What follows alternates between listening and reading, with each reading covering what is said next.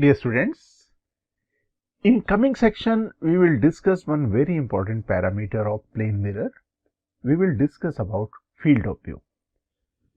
आप अगर किसी प्लेन मिरर के सामने खड़े हो और प्लेन मिरर के सामने एक ऑब्जेक्ट भी रखा हुआ है और उस ऑब्जेक्ट के इमेज को आप डिफरेंट पोजीशन से ऑब्जर्व करना चाह रहे हो, तो कितने एरिया से या कितने रीजन से आप उस ऑब्जेक्ट के इमेज को प्लेन मिरर के थ्रू देख सकते हो, तो उस रीजन को या उस एरिया को हम लोग कहेंगे फील्ड ऑफ व्यू। हम लोग कह सकते हैं field of view is the area visible from the perspective of observer through the mirror. कोई ऑब्जर्वर मिरर के थ्रू किसी ऑब्जेक्ट के इमेज को किस रीजन में या कितने एरिया में देख पाएगा, उसको हम लोग कह सकते हैं फील्ड ऑफ व्यू। इसको समझने के लिए हम लोग यहाँ पे एक लेते हैं प्लेन मिरर। प्लेन मिरर के सामने मैं एक ऑब्जेक्ट रख देता हूं। ये मैंने ऑब्जेक्ट रख दिया O1। अब O1 का इमेज हम लोग फॉर्म करते हैं प्लेन मिरर के थ्रू। हम लोग इमेज फॉर्मेशन के लिए लॉज ऑफ रिफ्लेक्शन भी यूज कर सकते हैं और कुछ हम लोगों ने जो कुछ गाइडलाइंस भी डिस्कस की हुई थी, लर्न की थी, उनको भी यूज कर सकते हैं।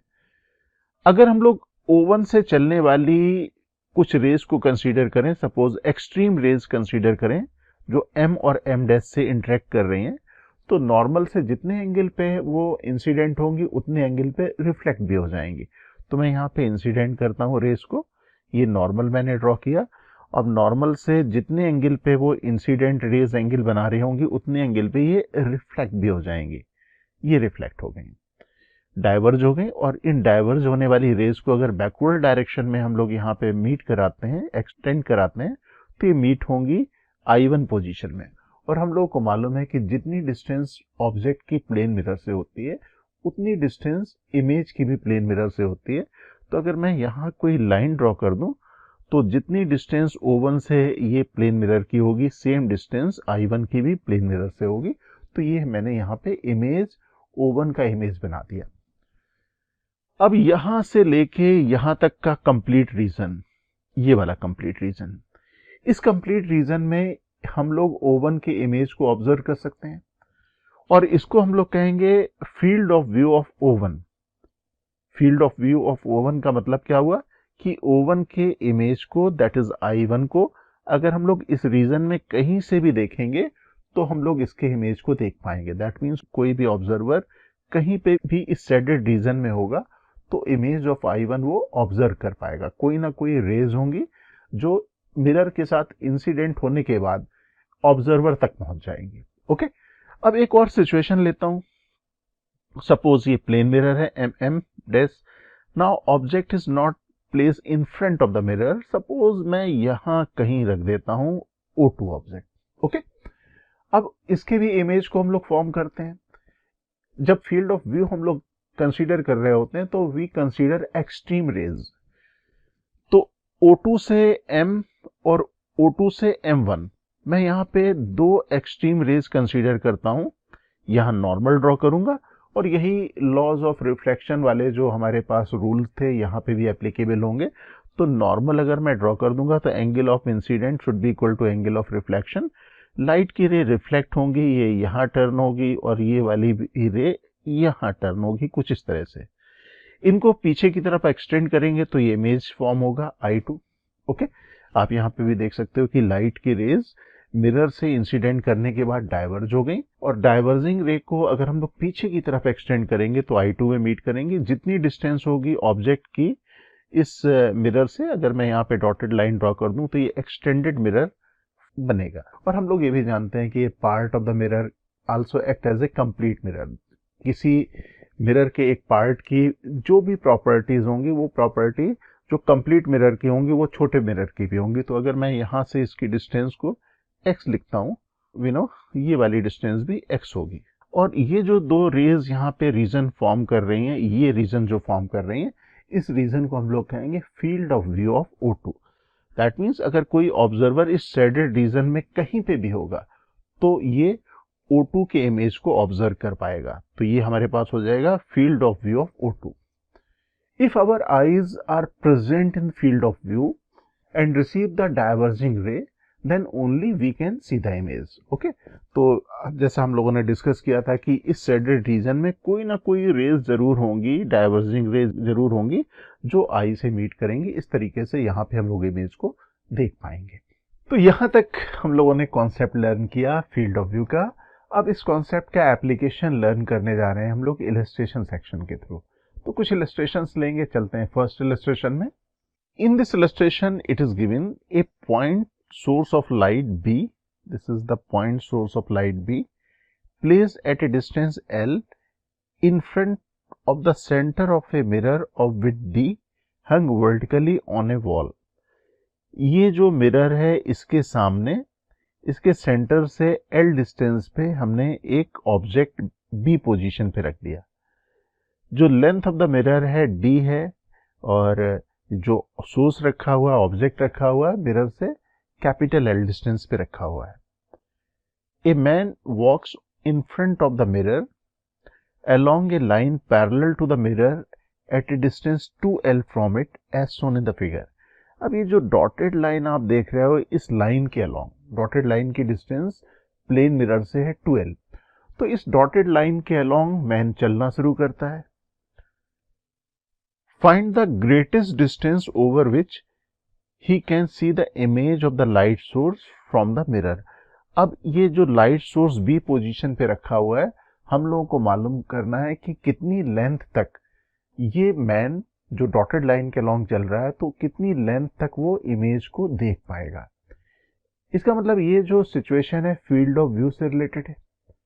तो फील्ड ऑफ व्यू से अगर रिलेटेड है तो हम लोगों को रे डायग्राम ड्रॉ करना होगा, और रे डायग्राम में हम लोग को मालूम है कि जब कभी भी फील्ड ऑफ व्यू की बात होगी तो we should consider extreme rays. तो मैं यहाँ पे रे डायग्राम ड्रॉ करूंगा। ये मिरर है, सेंटर से कैपिटल L डिस्टेंस पे हमने इस ऑब्जेक्ट को रखा हुआ है और एक्सट्रीम रेज हम लोग यहाँ पे कंसीडर करेंगे। एक्सट्रीम रेज के लिए रेज B से M और N पोजीशन पे इंसिडेंट होगी। यहाँ पे अगर मैं नॉर्मल ड्रॉ करूं तो जो प्रॉपर्टी है रिफ्लेक्शन की, angle of incident should be equal to angle of reflection. तो जितने एंगल पे ये इंसिडेंट हुई है उतने एंगल पे रिफ्लेक्ट हो जाएंगी। तो अगर ये एंगल थीटा है तो ये भी थीटा होगा, यहाँ पे भी थीटा और थीटा होगा, क्योंकि ये ऑब्जेक्ट रखा हुआ है सेंटर पोजीशन में, सिमेट्रिकल पोजीशन पे रखा हुआ है। और अगर इन रेज को, जो डाइवर्जिंग रेज हैं, इनको अगर मैं मीट करा दूं बैकवर्ड डायरेक्शन में, तो ये यहाँ पे मीट करने वाली हैं। That means capital L distance behind the mirror, B dash position image की पोजीशन होगी। अब हम लोग आसानी से बतला सकते हैं कि what is the field of view. Field of view यहाँ से ये जो शेडेड रीजन आप देख रहे हो वो फील्ड ऑफ व्यू हो जाएगा। ऑब्जर्वर यहाँ इस रीजन में कहीं पे भी होगा तो इमेज को ऑब्जर्व कर पाएगा, लेकिन यहाँ पे हमें इस लाइन के अलोंग ऑब्जर्वर को मूव कराना है। इसकी डिस्टेंस प्लेन मिरर से 2L डिस्टेंस पे दी गई है। ओके, सपोज ये वाला पॉइंट P डैश और ये वाला पॉइंट मैं Q डैश ले लेता हूं। तो हम लोगों को P डैश Q डैश की लेंथ कैलकुलेट करनी है। अब यहाँ पे थोड़ी सी ज्योमेट्री हम लोग यूज करेंगे। We know this distance is L और यहाँ से यहाँ तक की डिस्टेंस है 2L। अगर आप यहाँ पे मिरर के पैरेलल B से जाने वाली एक लाइन ड्रॉ करो, ये लाइन ड्रॉ करो, तो हम लोग यहाँ पे कह सकते हैं कि ये अगर ये D है तो यहाँ से यहाँ तक की डिस्टेंस भी D होगी और यहाँ से यहाँ तक की डिस्टेंस भी D होगी। और ये जो डॉटेड लाइन कट करेगी एक्सट्रीम रेज में, suppose this point is P and this point is Q। Okay, ये एक्सट्रीम पॉइंट्स हैं जहाँ पे कट करेगी। और अब यहाँ पे भी मैं लिख देता हूँ इनकी कुछ नंबरिंग, इसको मैं CD लिख देता हूँ, ये C डैश और D डैश हो जाएगी। और यहाँ पे हम लोग कह सकते हैं कि यहाँ से यहाँ तक की जो डिस्टेंस है, no doubt it is small d। और अगर हमें ये वाली लेंथ और ये वाली लेंथ इक्वल होगी, ये अगर मालूम हो जाए तो हम लोगों को मालूम हो जाएगी कि what is the length of the line, कितनी लेंथ यहाँ पे मैन चलेगा इसके इमेज को देखने के लिए। तो ये एंगल थीटा है, ये एंगल थीटा है। दैट मीन्स यहाँ पे हम लोग कह सकते हैं कि this distance and this distance should be equal. Similarly ये डिस्टेंस और ये डिस्टेंस इक्वल होगी, और ये डिस्टेंस है L और ये टोटल डिस्टेंस है 2L। That means C to C dash should be equal to L। तो यहाँ पे मैं इसको d/2 लिख देता हूँ, क्योंकि ये हमारे पास सेंटर पोजीशन पे रखा हुआ था, सिमेट्री थी, तो d/2। और ये एंगल सेम है तो ये भी d/2 हो जाएगा। और ये लेंथ है L, जैसा डिस्कस किया था, तो ये लेंथ भी हमारे पास हो जाएगी L। अब ये जो ट्रायंगल फॉर्म हो रहे हैं, ऊपर आप यहाँ पे देख सकते हो, ये ट्रायंगल ये है यहाँ तक का, और एक ये बड़ा ट्रायंगल है जिसका एंगल, जो एंगल थीटा है, वो कॉमन है। यहां इन दोनों ट्रायंगल्स को मैं एक साथ ले लूं, ट्रायंगल MQC और ट्रायंगल MQ', यहां पे हम लोग कह सकते हैं कि ये जो डिस्टेंस है MC, M से C, ये डिस्टेंस हम लोग को मालूम है, कैपिटल L है। MC डिवाइडेड बाई अगर मैं QC कर दूं, that should be equal to MC dash divided by Q', और MC की वैल्यू है कैपिटल L, MC' की वैल्यू है 2L, दिस इज D/2।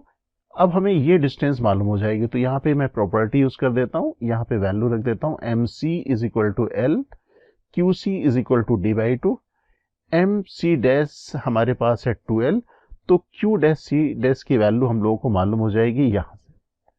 ये डिस्टेंस हमारे पास आ जाएगी Q', अगर इसको हम लोग सॉल्व करें, L से L कैंसिल हो जाएगा, ये आ जाएगी D के बराबर। और हम लोग यहाँ पे कह सकते हैं कि जितनी डिस्टेंस है यहाँ पे Q' से C' की, सेम डिस्टेंस है D' टू P', ये D' P' के बराबर होगी। इसका मतलब ये D, ये भी D और ये भी D। अब हम लोग टोटल लेंथ मालूम कर लेंगे, distance through which man can observe the image, that is D plus D plus D, तीनों का समेशन कर देंगे, that is equal to 3D। That means जो लेंथ ऑफ द लाइन होगी उसकी लेंथ होगी 3D। इस लेंथ तक मैन इसके इमेज को ऑब्जर्व कर पाएगा, B के इमेज को ऑब्जर्व कर पाएगा। In this illustration, it is given a point object O is kept in front of a plane mirror MM'. This is the plane mirror MM', and this is the point object O in front of this mirror. The line MOP makes an angle 60 degree with the mirror. ये जो line है MOP mirror से theta equal to 60 degree angle बना रही है। An observer is walking along line APB. कोई observer इस line के अलोंग मूव कर रहा है, इस लाइन की डिस्टेंस मिरर के इस पॉइंट M से 2D है। Find the length of his path along APB in which he can see the image of the object. हमें यहाँ पे AB लाइन में उस लेंथ को मालूम करना है जिस लेंथ में ऑब्जर्वर O के इमेज को ऑब्जर्व कर पाए। जब कभी भी ऐसी सिचुएशन आती है, that means we need to find field of view, और अगर फील्ड ऑफ व्यू अगर मालूम करना है तो we need to ray diagram and we need to take care of the extreme rays. तो यहाँ पे हम लोग रे डायग्राम ड्रॉ करेंगे। Suppose this is the plane mirror and this object is place in front of the plane mirror.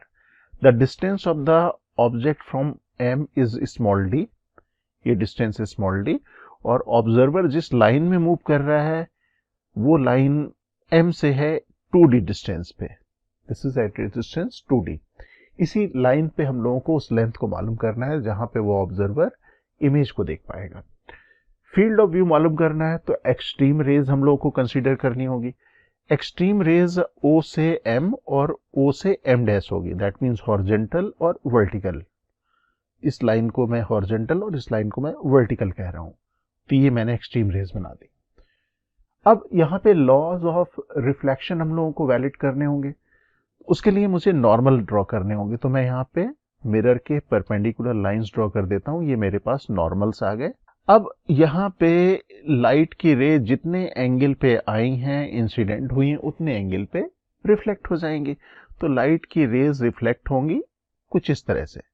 आप देख सकते हो कि लाइट की रेज यहाँ से डाइवर्ज हो गई, और इस डाइवर्जिंग रे को अगर हम लोग एक्सटेंड करेंगे तो आई पॉइंट पे मीट करेंगे, and this is the position of the image. आप यहाँ पे देख सकते हो फील्ड ऑफ व्यू हम लोगों को मिल गया। अब यहाँ पे जो लाइट की रे इंसिडेंट होगी, suppose this is A' and this is B', और अब हमें A' B' की लेंथ कितनी होगी ये मालूम करना है। इसके लिए थोड़ी ज्योमेट्री यूज करनी होगी। सपोज हम लोग जो एंगल गिवन है यहाँ पे, ये angle theta equal to 60 degree, मैं यहाँ पे मार्क कर लेता हूँ, theta equal to 60 degree. And we know this dotted line is normal to the mirror, और ये एंगल अगर 60 डिग्री है तो this angle should be 30 degree and this should also be 30 degree. And we know O पे ये जो दोनों raise यहाँ पे इंसिडेंट हो रही हैं, एक हॉरिजॉन्टल है एक वर्टिकल है, दिस एंगल इज 90 डिग्री। और ये जो ट्रायंगल एम डैश और ओ, आप राइट एंगल ट्रायंगल देख रहे हो, तो ये अगर 90 है 60 है, this angle should be equal to 30 degree. और ये जो डॉटेड लाइन है again normal at M dash perpendicular to the mirror है। If this angle is 30, this should be 60 और angle of incident should be equal to angle of reflection, तो ये angle भी 60 हो जाएगा। ओके, तो यहाँ पे एंगल हम लोगों ने मार्क कर लिया। अब एम डैश से हम लोग एक लाइन ड्रॉ करते हैं, हॉरिजॉन्टल लाइन, ये मैंने ड्रॉ कर दी, सी पे मीट कर रही है।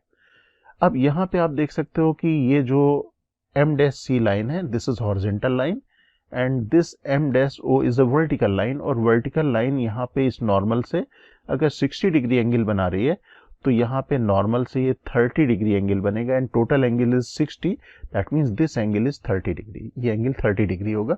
एक लाइन में और ड्रॉ कर देता हूँ, ये पी पे मीट कर रही है, तो यहाँ पे मैं एंगल 30 डिग्री मार्क कर देता हूँ।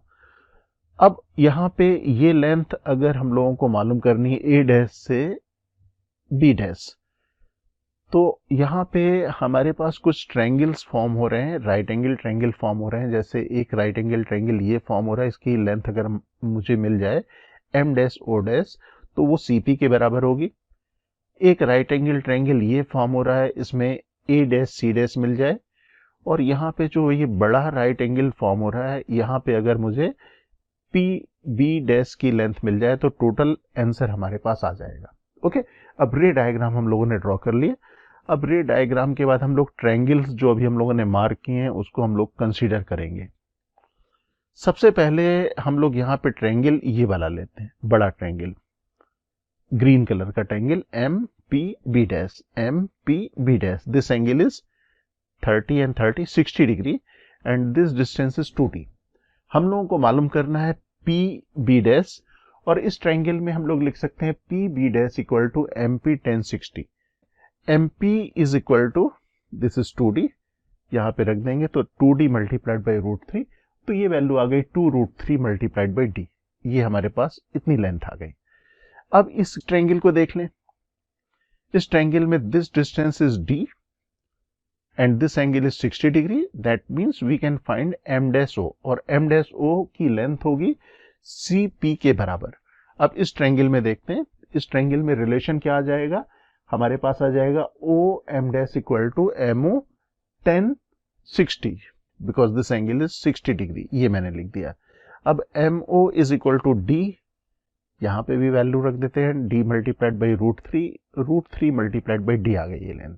ओके, फाइनली अब हम लोग ये ऊपर वाले ट्रायंगल को कंसीडर करेंगे, इस ट्रायंगल को। इस ट्रायंगल में this angle is 30 degree and this is 2d, this is d, that means m dash c is equal to d।